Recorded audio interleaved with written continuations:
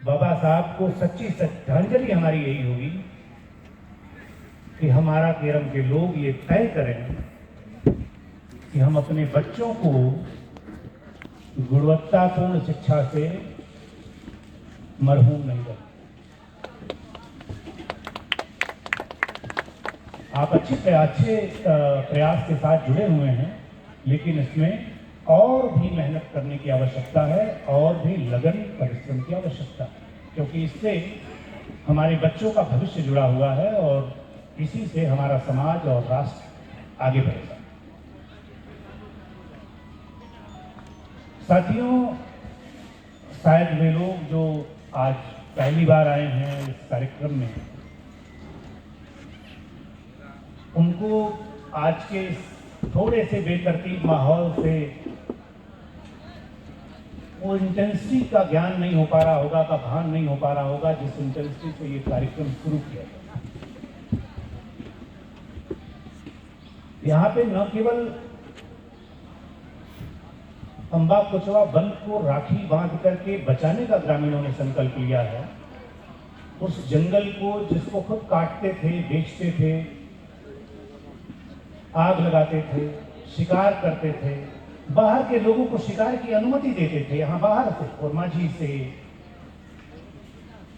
चकला से, रांची से लोग आकर के यहाँ शिकार करते थे और गांव के लोगों को लगता था कि ठीक है, हो रहा है तो कौन सी बड़ी बात है। तो न केवल अपने प्राकृतिक वनों को इन्होंने संरक्षित रखा, बल्कि गांव में जितनी भी गैर मजरूआ या ऐसी टाण की जमीन थी जहां ये खेती नहीं करते थे, जहां मेड़बंदी नहीं थी, वहां मेड़बंदी की, पानी रोकने का प्रबंध किया और पूरे लगभग 15-20 एकड़ जमीन में, रैती जमीन में अपने लाभ के लिए फलदार पौधे और गैर मजरूआ जमीन में बरगद, पाकड़, पीपल, गूलर जैसे पौधों को लगा करके प्रकृति की सेवा की। आपके सामने जो मंच के सामने बरगद का पेड़ है, इसे देख करके मुझे याद आता है, मनोज जी लगभग 300 वृक्ष लेकर के, पौधे लेकर के आए थे और हम लोगों ने इसे लगाया और आज ये पौधे, इन पौधों को देख करके खुशी का अनुभव होता है कि जो 1.5-2 फीट के पौधे थे आज 7 फीट, 8 फीट, 10 फीट के पौधे हो गए। कल्पना करिए, आज तो शायद यहाँ धूप है, टेंट की ज्यादा जरूरत पड़ रही है, टेंट काफी कम है, इसीलिए शायद बहनें और बच्चे दूर बैठे हुए हैं। शायद 15-20 साल बाद जब हम 30वीं या 40वीं वर्षगांठ मना रहे होंगे तो टेंट की भी जरूरत नहीं होगी, ये बरगद का पेड़ स्वयं अपने छाए से उस टेंट की कमी को दूर करेगा। इस गांव को हम लोगों ने इस तरह नहीं लिया है कि हमें मालूम हो हमें क्या करना, हमें नहीं पता है क्या करना होता है। ये मेरी प्रयोगशाला है। कोडरमा का गांव जब 2006-07 में हो गया, रांची में आया, तो रांची से उस जगह की दूरी होने की वजह से बहुत कम लोग वहां जाके देख पाते थे। और जब तक आप देखते नहीं हैं तब तक आप चीजों को समझते नहीं। बहुत बड़े बड़े सीनियर ऑफिसर, उनको लगता है किसी एक गांव में सिद्धार्थ कुछ ऐसे जाकर के करते हैं और इस वजह से हो जाता है। इस गांव में जो नए हैं उनकी जानकारी के लिए बता दूं कि माननीय प्रधानमंत्री जी का कार्यक्रम सेट हो गया था, एसपीजी रांची आ गई थी, लेकिन कर्नाटका इलेक्शन की वजह से अमित शाह ने उनके 3 दिन ले लिए और सारा केरम का प्रोग्राम कैंसिल। तो पीएमओ ने इसकी IIT खड़गपुर से बाकायदे ड्रोन करा करके प्रोफेसर पुलक मिश्रा यहाँ 1 हफ्ते थे इसी गांव में, इसका पूरा डॉक्यूमेंटेशन किया। माननीय प्रधानमंत्री जी ने स्वयं इसकी चर्चा की अपने मन की बात में, और 2 साल बाद जब हम लोगों ने पानी में भी काम कर लिया तो हमारे गांव को ministry of water resources Ganga rejuvenation ने नेशनल वाटर अवार्ड भी दिया। प्रशस्ति पत्र तो दिया ही, गांव को कैश अवार्ड भी दिया। कई सारी संस्थाओं में मुझे लगता है 16-17 लाख तो कैश अवार्ड मिल चुका है।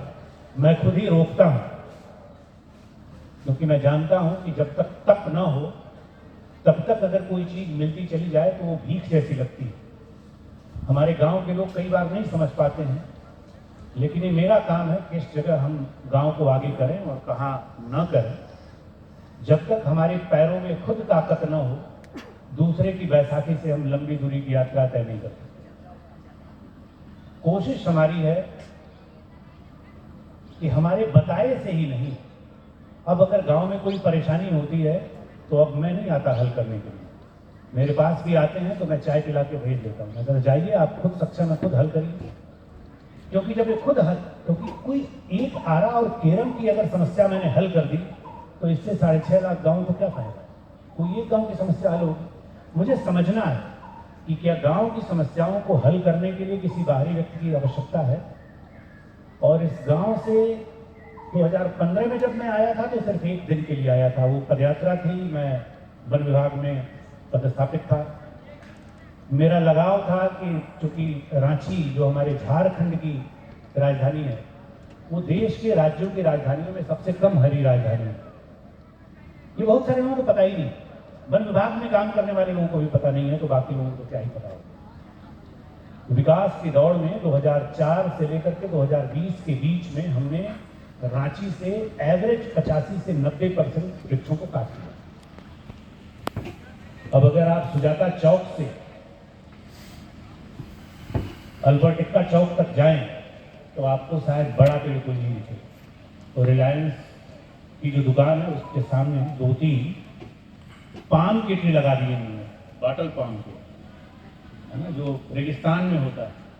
और जीएल चर्च कॉम्प्लेक्स के सामने के पीपल और बरगद के पेड़ों को काट दिया। जब मैं 2001 में आया था और हम लोग कभी जाते थे वहाँ चर्च कॉम्प्लेक्स में कावेरी में, तो मुझे अभी भी याद है पीली रोशनी जो हैलोजन की होती थी, एक पेड़ से दूसरे पेड़ पे 1000 पक्षी, दूसरे से तीसरे पे 1000 पक्षी कलरव करते थे, जैसे शाम को अक्सर बड़े वृक्षों पे होता है। लेकिन कभी किसी को सूझा कि यहाँ पार्किंग बनाना चाहिए और इन वृक्षों से पार्किंग स्थल की एरिया कम हो रही है, तो उन पेड़ों की भी आहुति दे दी। शायद अभी हम लोगों ने एक छोटा सा प्रयास करके सैनिक मार्केट में जो 45-46 पेड़ लगाए हैं, वही जब अगले 2-4 सालों में बड़े होंगे तो इस पूरे मेन रोड की शोभा होगी।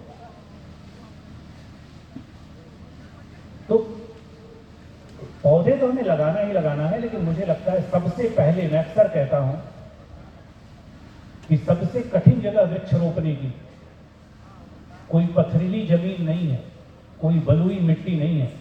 सबसे कठिन जमीन जहां पौधा लगाया जाए वो है इंसान का दिमाग।